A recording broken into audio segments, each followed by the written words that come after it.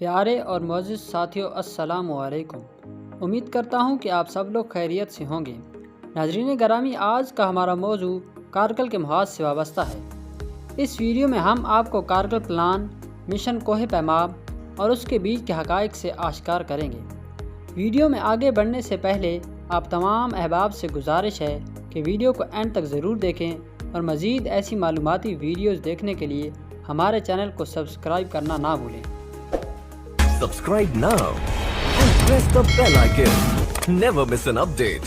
1971 کی پاک بھارت جنگ کا ایک واقعہ یہ بھی تھا کہ بھارت نے لائن آف کنٹرول یعنی LOC کی خلاف ورزی کرتے ہوئے پاکستان کے حصے پر واقع کارگل کے کچھ اہم علاقے پر قبضہ کر لیا۔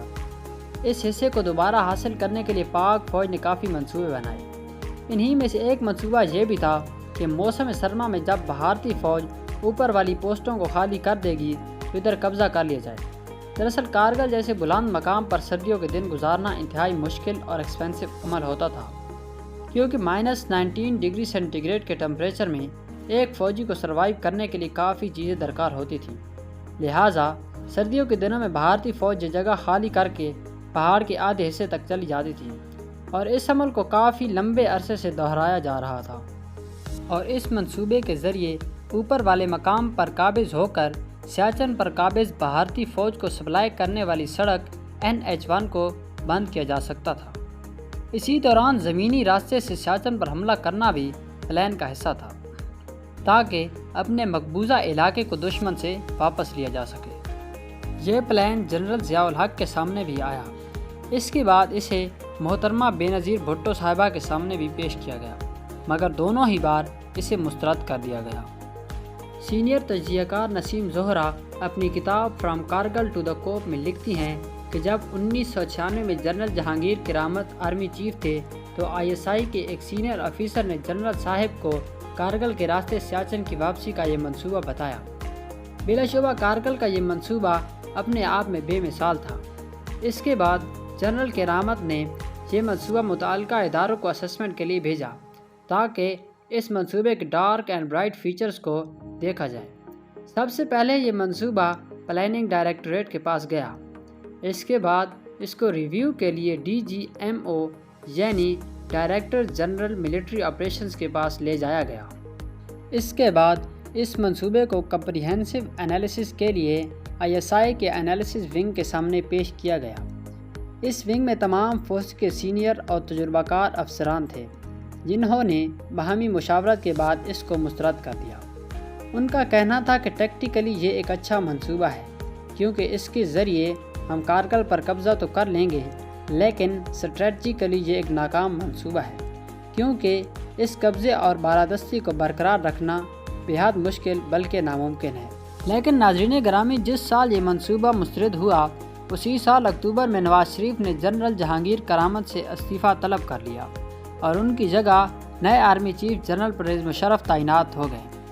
ISPR کے سابق deputy director colonel Ashfaq Hussain کے مطابق جنرل پرویز مشرف جب آرمی چیف بنے تو FCNA کے کمانڈر میجر جنرل جاوید حسن LOC کو عبور کرنے کی منصوبہ بندی بنا چکے تھے۔ انہوں نے chief of staff lieutenant general Aziz Khan اور 10 کور کے کمانڈر جنرل محمود کو بھی قائل کر لیا تھا۔ جنرل پرویز مشرف کو راضی کرنا کوئی اتنا مشکل کام نہیں تھا، کیونکہ وہ جنرل عزیز خان کے دوست تھے۔ اس کے بعد پرویز مشرف اس بات پر بھی متفق ہو گئے کہ اس بات کا علم سیاسی قیادت تو دور، فوج کے دوسرے افسران کو بھی نہیں ہونی چاہیے، اور یوں یہ منصوبہ دراصل 4 جرنیلوں کا ہی منصوبہ تھا۔ اکتوبر 1998 میں جنرل پرویز مشرف نے انفارملی اس منصوبے کی منظوری دے دی اور اس منصوبے کا نام آپریشن کوہ پیما رکھا گیا تھا۔ ناظرین، کارگل کی ساری لڑائی NLI یعنی ناردرن لائٹ انفنٹری نے لڑی تھی۔ یاد رہے کہ NLI اس وقت پاکستان کی ریگولر آرمی کا حصہ نہیں تھی، بلکہ پیرا ملٹری فورس کا درجہ رکھتی تھی۔ لیکن اس وقت کے army chief general Pervez Musharraf تھوڑی مختلف کہانی سناتے ہیں۔ اپنی کتاب in the line of fire میں وہ بتاتے ہیں کہ انہوں نے اور باقی 3 جرنیلوں نے یہ منصوبہ نہیں بنایا تھا، بلکہ ان دنوں بھارتی فوج کارگل اور سیاچن پر غیر معمولی نقل و حرکت میں مصروف تھے۔